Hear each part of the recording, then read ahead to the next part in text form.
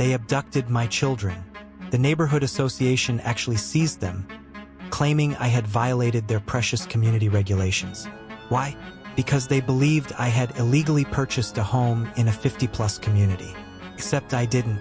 My attorney proved my property was outside their authority, but the association didn't realize who they were dealing with. I'm not just any homeowner. I'm a district judge, and they just made the biggest legal mistake of their lives. How far would you go if the association took your family? Welcome to my channel. If you love wild neighborhood association revenge stories, hit that subscribe button because this one is intense. The morning began like any other. Coffee brewing, the aroma of pancakes filling the kitchen, and my two kids, Liam and Emma, chatting about their upcoming basketball game. I was reviewing case files for an upcoming court session when I heard the familiar sound of papers being pushed through my mail slot. Another notice from the neighborhood association. I groaned, expecting another trivial complaint about fence height or driveway stains. But as I opened the letter, my heart sank. Final warning: you are in violation of association residency requirements. Immediate eviction required. All unauthorized minors must be removed from the premises within 24 hours. Failure to comply will result in further action. I frowned. Unauthorized minors? My pulse quickened as I reread the line. My home, a charming 4-bedroom Victorian, was located outside their community boundaries. When I bought it, I had confirmed with my attorney that my property was not under their jurisdiction. I even had city zoning documents to prove it. But now these meddling bureaucrats were claiming I had violated their so-called age restriction rule, stating no one under 50 could live in the neighborhood. I tossed the letter onto the table and called my attorney, Marcus. "We have a problem," I said as soon as he answered. "The association is trying to evict my kids." Marcus sighed. "We went through this during closing. Your house isn't part of their jurisdiction. It's a scare tactic. I'll send a cease and desist letter today." That should have been the end of it. A minor irritation, a typical association overreach. But I underestimated how far these people were willing to go. The next day, I came home to an eerie silence. No laughter, no video game noises, no clatter of plates, just silence. Panic surged through me. "Liam! Emma!" I shouted, rushing inside. The house was empty. My stomach twisted as I saw their backpacks by the door, untouched from the morning. Their shoes were still neatly arranged. Something was terribly wrong. I grabbed my phone and called Liam, straight to voicemail. Emma's phone, same. The panic turned to ice. I called their friends' parents. No one had seen them. My hands shook as I dialed 911. The dispatcher's voice was calm but firm. "Sir, are you reporting a missing persons case?" My throat was dry. "Yes, my two children, they're missing." The next 2 hours were a blur. Officers arriving, searching the house, asking the same questions repeatedly. When did I last see them? Any unusual behavior? Any enemies? As a district judge, I had plenty of enemies, but no one had ever dared target my children. Then an officer by the mailbox turned, frowning. "Sir, we found this." He handed me another association letter, taped to my door. My fingers gripped the paper as I read. "As your unauthorized tenants have failed to vacate, the association has taken steps to ensure compliance. Your children will be held in a safe location until this matter is resolved." My vision blurred with rage. I had presided over countless cases. Drug cartels, corrupt officials, fraudsters, but never had I seen a neighborhood association kidnap children. The officers read the letter, their faces shifting from confusion to shock. "Did your association just admit to taking your kids?" one asked, incredulous. I exhaled sharply, hands trembling. "Yes," I said, forcing calm. "And they have no idea who they're dealing with." A search began immediately.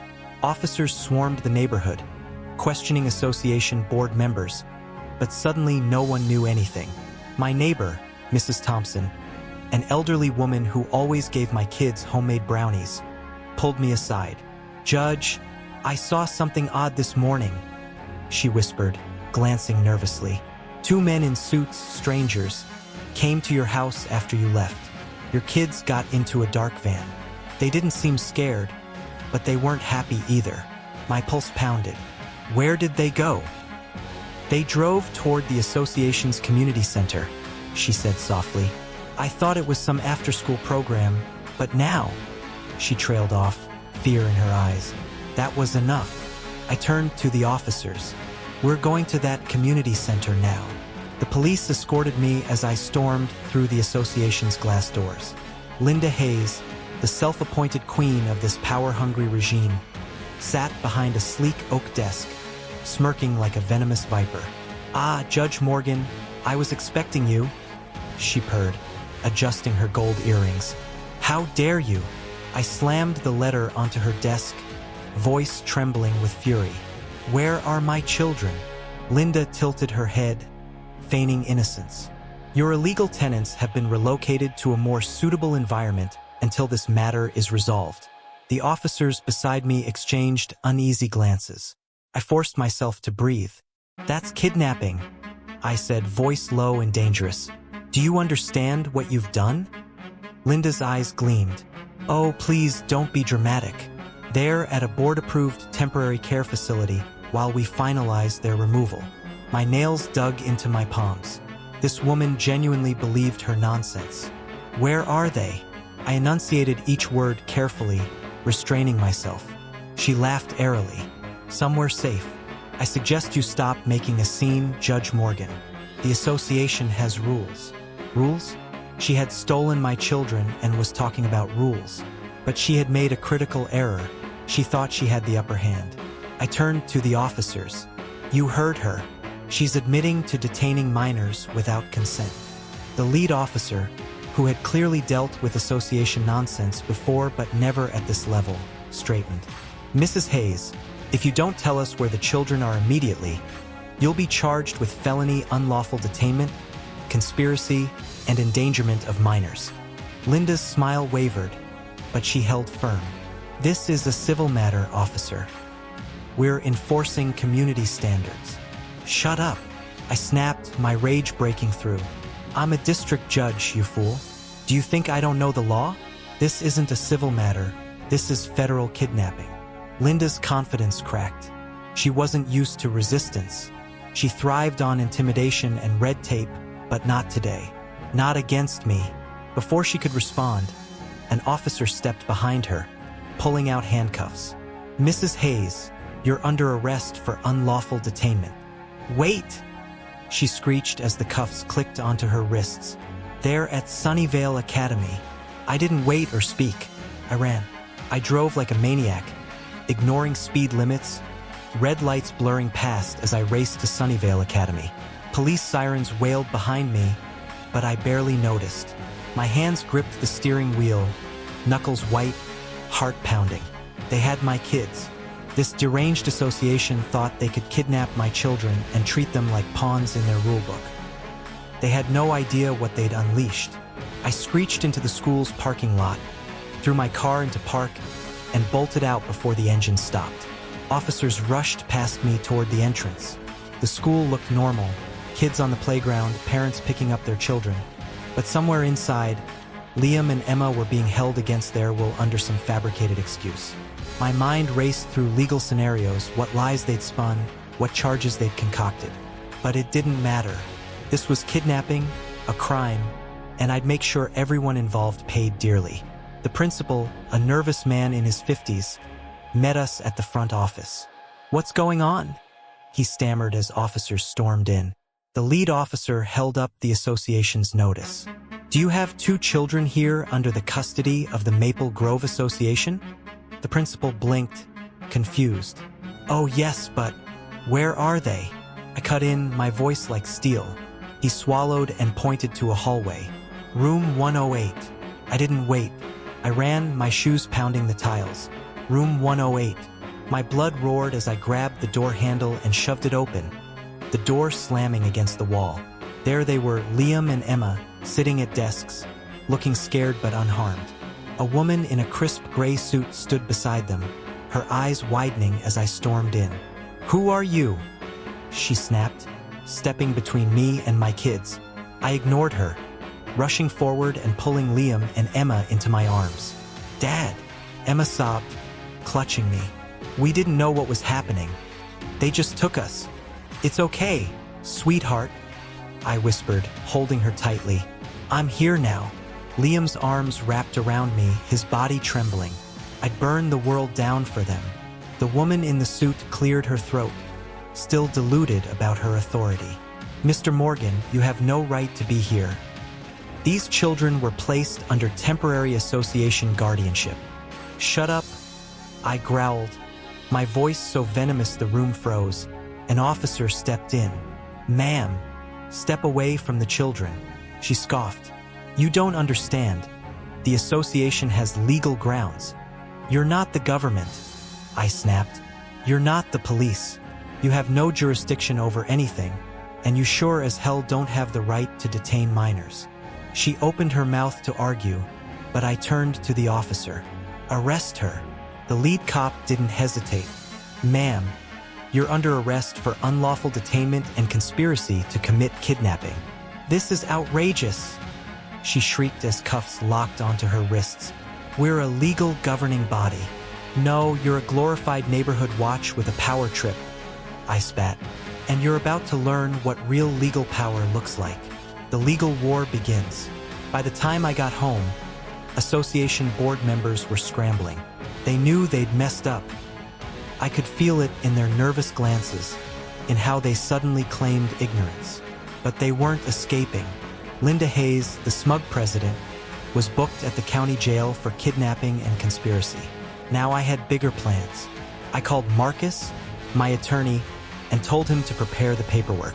"We're taking the association down," I said, pacing my office.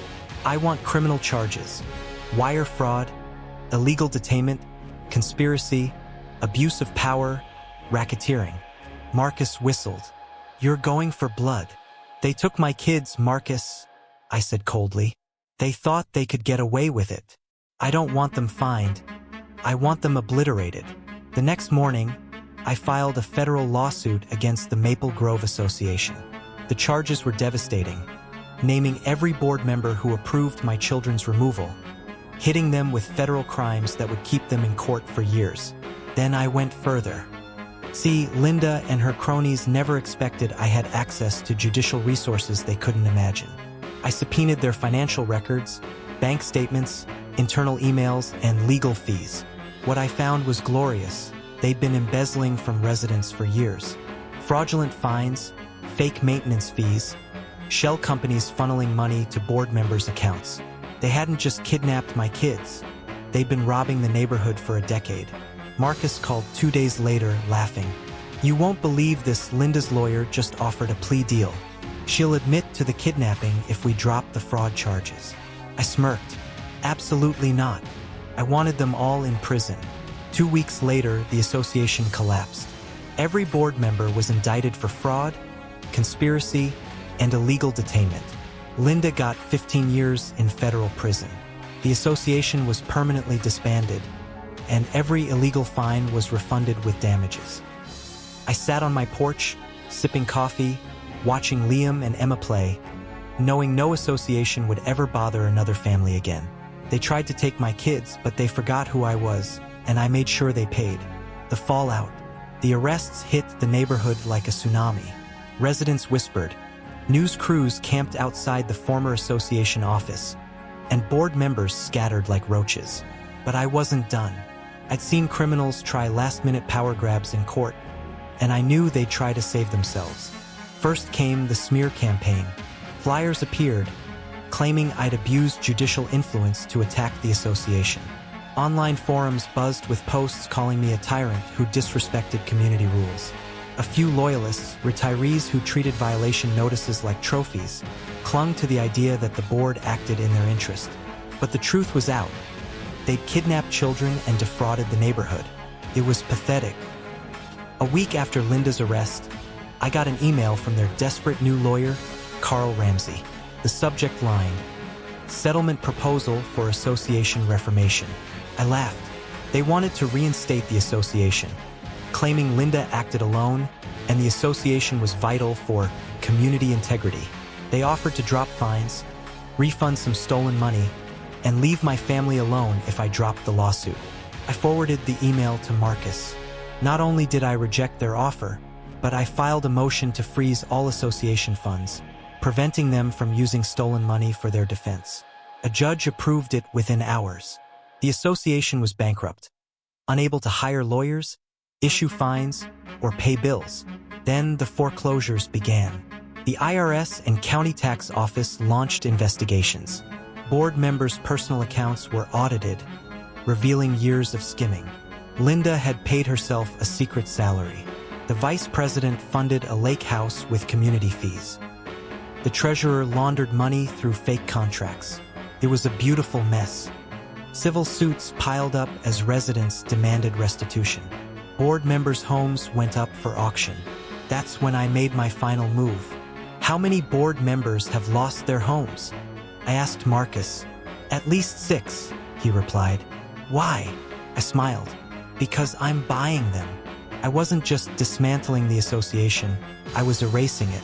I bought their properties as they foreclosed, and within 6 months, I owned most of the former board members' homes. Then I held a neighborhood vote to dissolve the association permanently. Passed with 90% approval. The remaining 10%, die-hard association fans, had no choice but to accept defeat. The association's dissolution was marked by the removal of the Maple Grove Association sign. I hired a crew to tear it down, watching as it crumbled. No more fines, no more power abuses, no more entitled board members controlling lives. My neighborhood was free. Linda wasn't smiling anymore. She pleaded guilty for a reduced sentence but still got 8 years. The other board members got varying sentences for fraud and conspiracy. They all had criminal records now, no association, no power, no future. The next morning, I sat on my porch, coffee in hand, watching Liam and Emma play, safe and free. The association thought they could manipulate the law and silence me. They forgot I'm a district judge, and I don't lose. But I wasn't done. Scum like this always tries to crawl back. I made sure the Maple Grove Association was buried so deep no one would dare revive it. The fight continues. I knew association abuse wasn't just my neighborhood's problem. It was nationwide. Homeowners were harassed, fined, and forced out by power-hungry boards. I contacted legislators I'd worked with, presenting evidence of the kidnapping, fraud, and financial abuse. Within a month, I was testifying before state lawmakers about systemic association corruption. The result, the Association Accountability Act. Capped fines, mandated audits, and imposed criminal liability for board abuses. Associations lost their unchecked power overnight. Next, I humiliated them. I leaked their fraudulent documents and smug emails to the press. Headlines screamed, "Local association president jailed for kidnapping children. Judge exposes $1 million association fraud." Linda's mugshot was everywhere, her reputation ruined. The other board members became pariahs, tied to one of the biggest association scandals in state history. Then I ensured their financial ruin. I helped residents sue, funding top lawyers to represent them pro bono. Board members lost everything: homes, cars, savings. They'd ruined others financially. Now they faced the same fate. Finally, I blacklisted them. Using my connections, I ensured no real estate firm or association would touch them. They couldn't run another association or even rent an apartment without their scandal surfacing. The former association office? I bought it and turned it into a community center with a playground and soccer field, a symbol of freedom from association tyranny. At Linda's sentencing, she begged for mercy, claiming she was protecting the community. I stared her down. "You kidnapped my children. You stole from families. You thought you were above the law. You deserve this." The judge sentenced her to 10 years, no parole.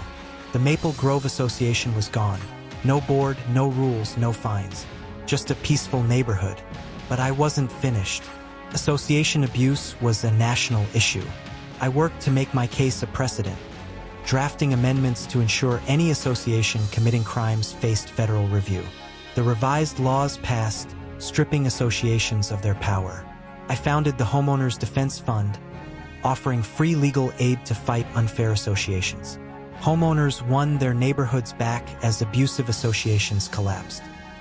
I exposed the property management firms behind them, sparking lawsuits and audits that shut them down. Finally, I launched the Abolish Associations initiative. Millions joined, neighborhoods dissolved their associations, and laws made association membership voluntary. Associations became a joke, mocked on TV, in memes, and in documentaries. No one feared them anymore. A year after Linda's sentencing, I got an email from a former board member begging for help after losing everything. I deleted it. They'd made their choices.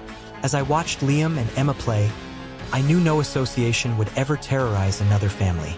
I didn't just destroy the Maple Grove Association, I destroyed them all.